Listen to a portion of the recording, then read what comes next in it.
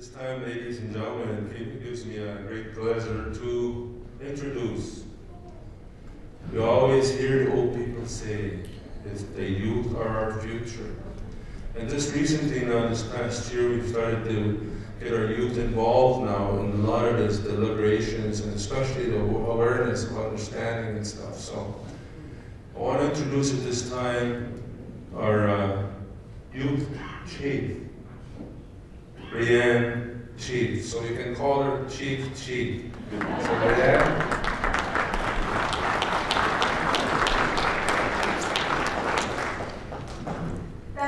Hello. Welcome, Chief and Council and honorary guests. My name is Rihanna Chief, and I am the SPC Chief at Eagleview High School. My role at the school is to be a role model and to represent the student body. I am here today to speak on behalf of the youth of Onion Lake. As we all know, we are here today because the government is trying to implement an Education Act without consulting with us. As my generation be the future leaders, I say no. We need our health and we need our education. It is not in the government's power to wipe out our treaty rights. We as First Nations have lives and feelings too. That cannot be ruled over. We were here first. Is that not why we are called First Nations? Why are they trying to take away our treaty rights? To education when it was forced upon us in the late 1800s. It just doesn't make any sense. We do not need an Education Act that is developed for First Nations people because they did not include us in the discussion. They just cannot make plans for us without talking to us. We are not people they can rule over. I have read that the federal government is trying to pass this to the provincial government. Is that for our treaty benefit, or is it just to get us out of their hands?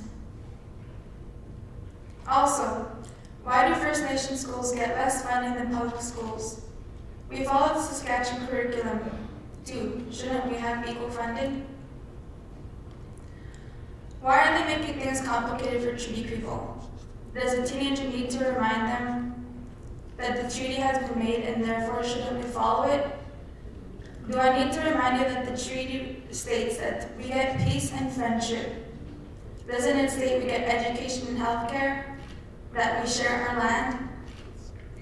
Why is the government trying to take away our treaty rights?